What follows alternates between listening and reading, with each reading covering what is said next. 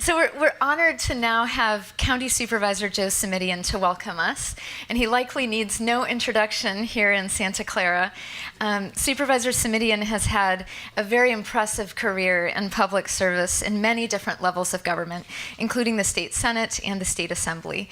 And we're so delighted to have him here today as a thought partner on using data and innovation to improve government services here for the people of Santa Clara. And we're so thankful to have Santa Clara here as our host for this event. Last year, we were delighted to select the county as a part of our innovation initiative and have really enjoyed learning from you here in Santa Clara about the innovation that's going on and the different approaches being implemented. So please join me in welcoming him.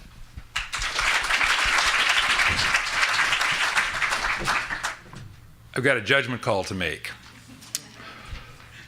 We have 10 minutes. I was asked to be with you to share the obligatory elected official greeting and welcome to Santa Clara County on behalf of 1.9 million Santa Clara County residents, which seems a little grandiose and also, frankly, not very helpful to your enterprise. So I think we're going to put that aside for just a minute if we can.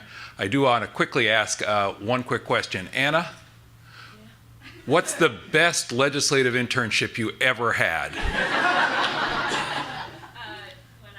Your assembly district office. How about a round of applause for a great answer, all right?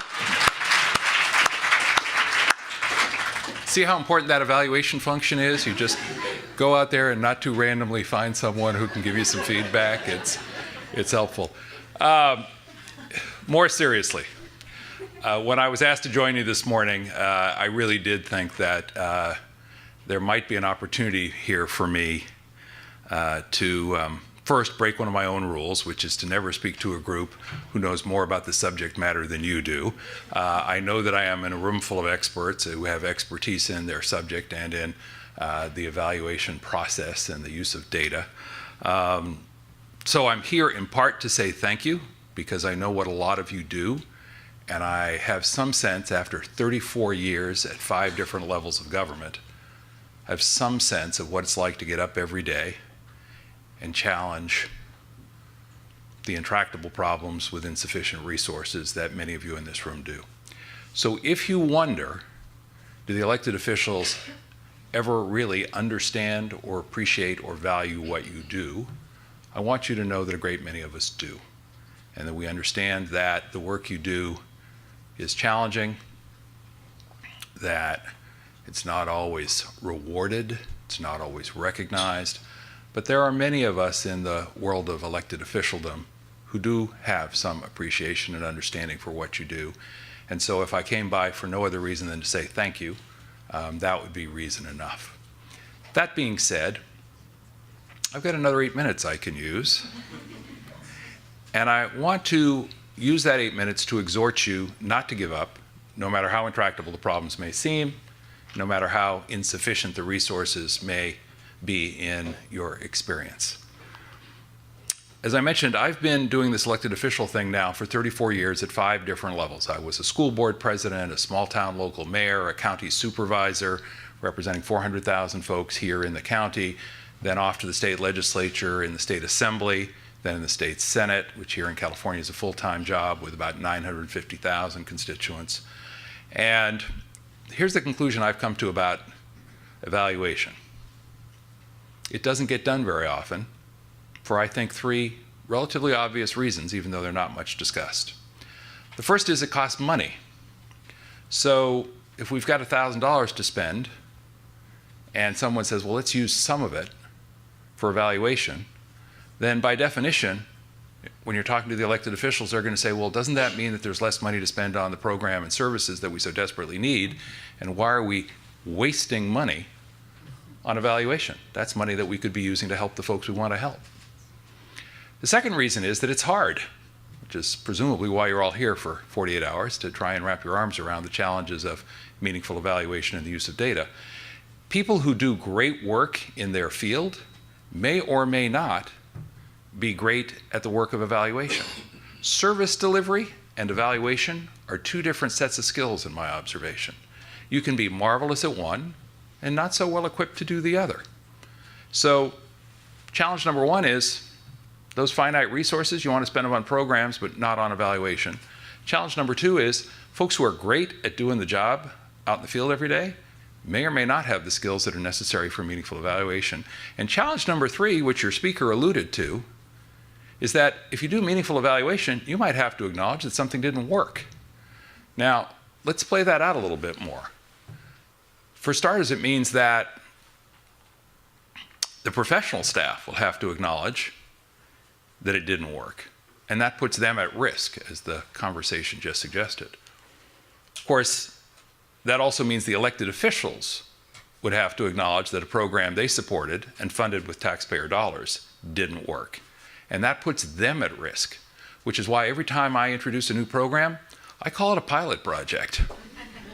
Because see, if it's a pilot project, by definition, it can't fail. You think I'm kidding you. I'm not. If it's a pilot project, then it may be worthy of continuation, or it may not.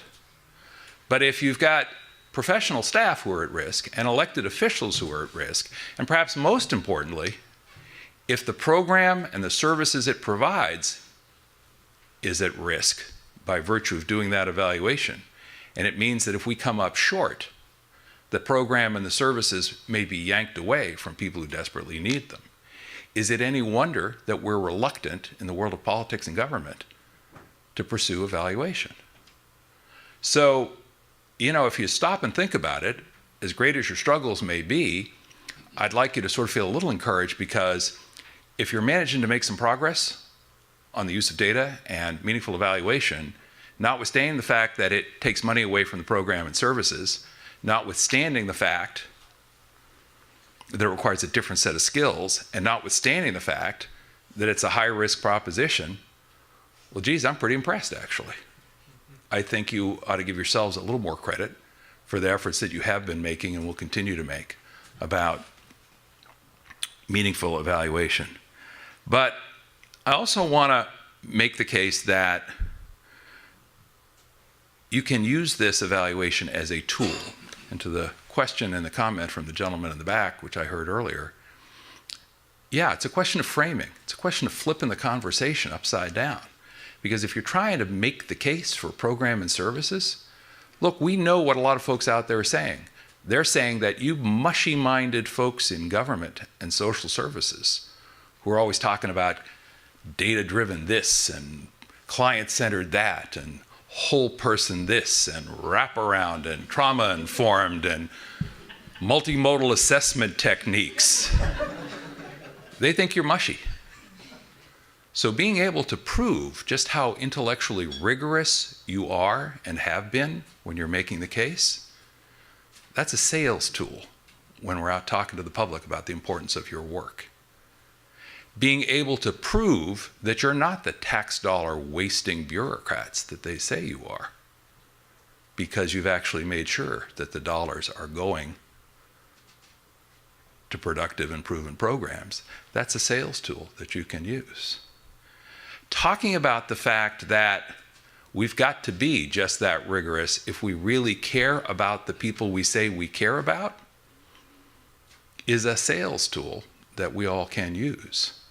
So as threatening as evaluation may feel, as risk-averse as many of you may be, let me suggest that by reframing the conversation, you can prove just how intellectually rigorous you are in the development and application of your program, just how careful you are with taxpayer dollars, and just how effective you are in really serving the crying social needs that, frankly, most of our public, at least in this county, really does care about seeing addressed. Now, after 34 years, here's what I can tell you. I've had a lot of conversations that suggested to me that people sometimes think that the plural of anecdote is evidence, a phrase I'm sure you've heard. I've had a lot of conversations that suggest to me that when the topic begins with, well, everybody knows that that's unspoken parentheses, which is to say we have no data whatsoever in support of that proposition. I have often had occasion to recall the very first day of my statistics class as an undergraduate some years ago. We'll let it go at that. I should tell you that in addition to an undergraduate degree, I have a law degree from UC Berkeley. I have a master's in city planning, also from UC Berkeley. I have a master's in international policy studies from Stanford.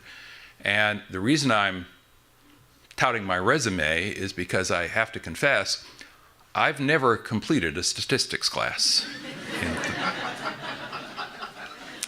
And the reason is I walked into that class on the very first day, some years ago, on a Monday morning, and the statistics professor stood up and said,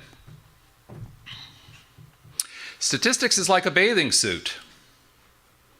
What it reveals is interesting, but what it conceals is vital." That afternoon, I dropped the class.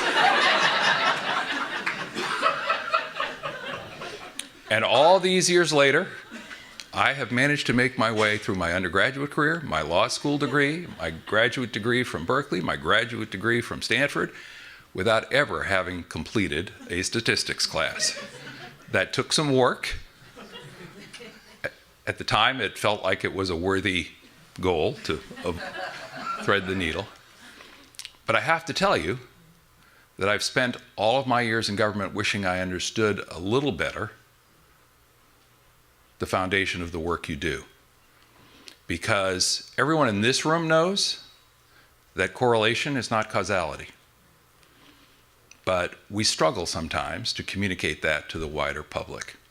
So as you go about your work for the rest of the day today and tomorrow, I want you to be thinking about the importance of the work you do, and I want you to be thinking about the fact that fundamentally, yeah, it helps us make the case about the intellectual rigor you bring to your work, the careful use of taxpayer dollars. But finally and foremost, it helps us make the case, because it will be true, that the people we serve are better served by the virtue of the work you do. Thank you for including me in your morning. Thank you.